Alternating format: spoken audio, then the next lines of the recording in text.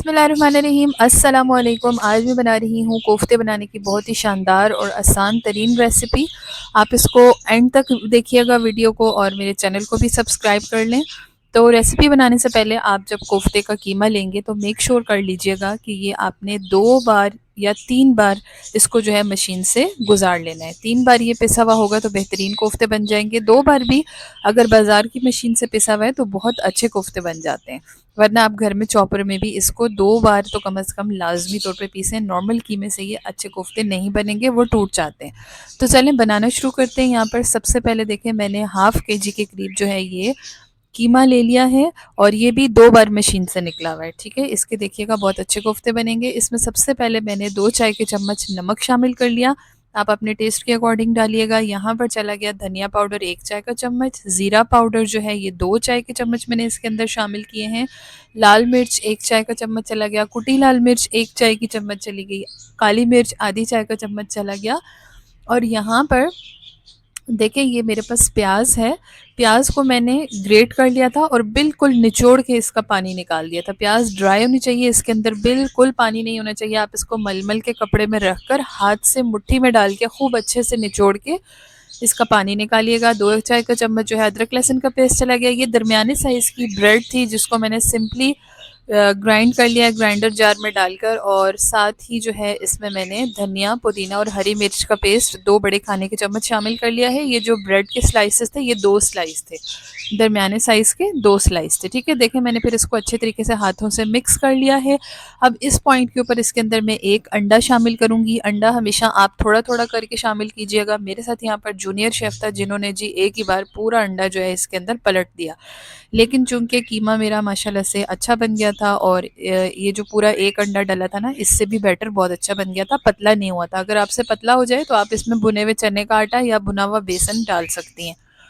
تو بس اب ہاتھوں کو گریس کر لیں آئل سے، اور درمیانے سائز کے کوفتے کے بالز بنا لیں آپ۔ میں نے جو ہے بہت چھوٹے بال نہیں بنائے، اپنی طرف سے میں نے تو کوشش کی تھی کہ بڑے بال بناؤں، لیکن وہی بات ہے ساتھ میں اگر آپ کے چھوٹے چھوٹے شیفس لگ جائیں نا تو پھر وہ کچھ اپنی کاریگریاں بھی دکھاتے ہیں۔ تو بہرحال جی یہاں پر ہم نے ڈیفرنٹ سائز کے کوفتے بنا لیے ہیں۔ اب جو سب سے پہلا سٹیپ ہے آپ نے کیا کرنا ہے، کوفتوں کو فرائی کرنا ہے۔ اچھا، فرائی کرتے ہوئے یہاں پہ آئل کو میں نے گرم کر لیا ہے، اور کوفتے اس میں ڈالنے کے بعد تب تک آپ نے نہیں پلٹنا جب تک یہ ایک طرف سے لائٹ گولڈن براؤن نہ ہو جائیں۔ اچھا، یہ جو قیمہ کوفتے کا جو بیٹر ہے نا، جب آپ سارا مکسچر بنا لیں گے، اگر آپ کے پاس ٹائم ہے تو آپ اس کو میرینیٹ ہونے کے لیے بھی رکھ سکتے ہیں۔ میرینیشن کے بعد اور اچھا ٹیسٹ آئے گا۔ میرے پاس ٹائم نہیں تھا تو میں نے پھر اس کو ڈائریکٹ فرائی کرنے کے لیے ڈالا ہے۔ اب دیکھیں جیسے ہی ایک طرف سے تھوڑا سا کوفتے جو ہیں ان کا کلر چینج ہوا تو ہی میں نے اس کو پلٹا۔ اس طرح سے کیا ہوگا کہ ابھی اس سٹیج کے اوپر جب ہم اس کو پلٹ دیں گے نا تو پھر کوفتے جو ہیں وہ ٹوٹیں گے نہیں۔ ویسے بھی یہ نہیں ٹوٹیں گے انشاءاللہ، کیونکہ ان کی بائنڈنگ ہم نے بہت اچھے طریقے سے کر دی ہے، لیکن فرائی کرنے کے دوران بھی اگر تھوڑی سی احتیاط کر لی جائے تو پھر جس طریقے سے مرضی آپ ان کو پلٹیں یہ بالکل نہیں ٹوٹتے۔ دیکھیں کوفتوں کے اوپر بہت ہی بہترین سا کلر آ گیا ہے۔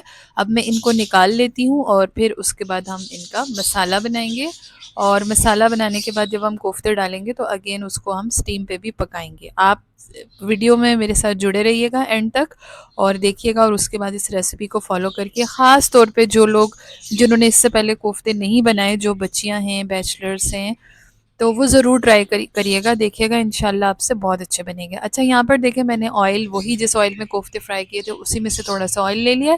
میرے پاس یہ پہلے سے فرائی کی ہوئی پیاز رکھی ہوئی تھی تو میں نے یہ 3 کھانے کے چمچ لے لیے۔ اگر آپ کے پاس پیاز نہیں ہے فرائی ہوئی بھی، آپ اس میں فریش پیاز کاٹ کے ڈالیے گا، اس کو لائٹ گولڈن ہونے پہ نکال لیجئے گا، اور پھر آپ اس کو گرائنڈ کر لیجئے گا۔ تو میں نے ٹماٹر کا پیسٹ بھی پہلے سے بنا کے رکھا ہوا ہے، آپ نے بھی پیسٹ بنا کے رکھنا ہے، اور یہ فرائی پیاز بھی میں نے لے لیے۔ یہاں پہ دیکھیں 2 چمچ میں نے ادرک لہسن کا پیسٹ شامل کر لیا، 2 چائے کے چمچ۔ اب اس کو میں تھوڑا سا آئل کے ساتھ اس کی بھنائی کروں گی، اس کے بعد اس میں جائیں گے مسالے، نمک، ہلدی۔ اچھا، یہ صرف بیسک مسالے ہیں۔ لال مرچ کا پاؤڈر یہ 1 چائے کا چمچ میں نے اس میں ڈال دیے ہیں۔ ابھی میں اس کے اندر باقی کوئی مسالے شامل نہیں کر رہی، پہلے ہم بیسک مسالے ڈالیں گے، اور اس کے بعد جو ہے نا اینڈ پہ جب یہ پکنے کے قریب ہوگا پھر ہم دوسرے مسالے شامل کریں گے۔ اس سے نہ تو ہمارے سالن کا کلر خراب ہوگا اور نہ ہی ٹیسٹ خراب ہوگا، دونوں چیزیں بہترین آئیں گی۔ اب اس پوائنٹ پہ دیکھیں میں نے پیاز شامل کر لی ہے۔ پیاز کو میں نے صرف 20 سے 25 سیکنڈ کے لیے آئل میں تھوڑا سا فرائی کر لیا دوبارہ سے، اور اب اس کے بعد جو ہے ہم اس کے اندر شامل کر دیں گے یہ 3 بڑے ٹماٹروں کا میں نے پیسٹ بنا کے رکھا ہوا تھا۔ آپ چاہیں تو آپ پہلے اس میں کوفتے ڈال کے اس کے بعد بھی ٹماٹر کا پیسٹ ڈال سکتی ہیں، لیکن میں ہمیشہ پہلے پیسٹ ڈالتی ہوں، اس کو خوب اچھے طریقے سے مکس کرتی ہوں، اور بالکل تھوڑی سی اس کی نا جیسے بھنائی کر کے ٹماٹروں کی، تاکہ جو ہے ٹماٹر کا کچا پن نکل جائے، مسالہ بھون کے پھر میں کوفتے ڈالتی ہوں۔ کچھ لوگ کیا کرتے ہیں کہ پہلے سے ہی کوفتے بھی ڈال دیتے ہیں، اس سے کوفتوں کے ٹوٹنے کا بہت زیادہ خطرہ ہوتا ہے، خاص طور پہ جو نئے نئے لوگ ہوتے ہیں نا جو ٹرائی مارتے ہیں۔ تو یہ تھوڑی سی ٹپس اینڈ ٹرکس ہیں، اگر آپ ان کو فالو کریں گے تو بہترین طریقے سے آپ کے کوفتے بنیں گے۔ دیکھیں مسالہ بھون جانے کے بعد میں نے اس میں کوفتے شامل کر لیے ہیں، اب میں چمچ نہیں چلا رہی، اب میں ڈائریکٹ اس کے اندر پانی شامل کروں گی۔ پانی آپ نے اتنا شامل کرنا ہے جتنی آپ کو گریوی یا شوربہ چاہیے، تو مجھے تو یہ رائس کے ساتھ سرو کرنا ہے، تو اس لیے میں نے اس کو تھوڑا شوربے والا بنانا ہے۔ پانی ڈال کے بھی میں نے چمچ نہیں چلایا، کیونکہ ابھی بس کوفتوں کو جیسے ہی 1 سے 2 ابال آ جائیں گے تو پھر میں اس میں چمچ چلاؤں گی۔ دیکھیں یہاں بہترین طریقے سے میرے جو کوفتے ہیں وہ بننا شروع ہو گئے ہیں، پکنا شروع ہو گئے ہیں۔ اب جو تھوڑی بہت کسر ہوگی نا وہ اس ٹائم پہ، اب یہ سٹیم پہ پک رہے ہیں نا کوفتے، تو یہاں پر یہ بہترین کوک ہو جائیں گے۔ اب دیکھیں تقریباً 5 منٹ کے بعد میں نے اس میں 1 چائے کا چمچ دھنیا پاؤڈر، 1 چائے کا چمچ زیرہ پاؤڈر، اور یہ ہری مرچ، پودینہ اور دھنیا کا پیسٹ جو میں نے پہلے سے بنا کے رکھا ہوا تھا وہ میں نے شامل کر دیا۔ آپ یہ پیسٹ شامل کریے گا، یہ ایک میجیکل انگریڈینٹ ہے، اس سے بہت زبردست قسم کا ٹیسٹ آتا ہے۔ بس اب اس کو دوبارہ لیڈ لگا کے میں تقریباً 5 سے 8 منٹ تک پکا لوں گی، پھر کیا ہوگا کہ بہت ہی بہترین سا اس کا جو ہے وہ شوربہ تیار ہو جائے گا، اور بس پھر ہم رائس کے ساتھ اس کو سرو کریں گے۔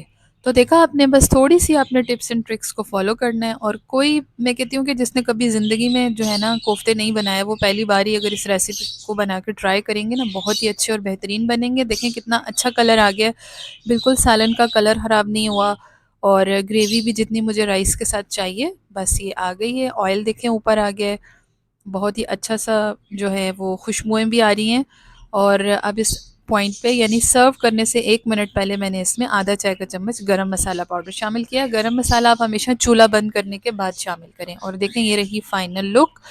بس اب ہم اس کو جو ہے نکال لیتے ہیں بول میں، اور امید کرتی ہوں آپ کو میری یہ ریسیپی بہت پسند آئی ہوگی۔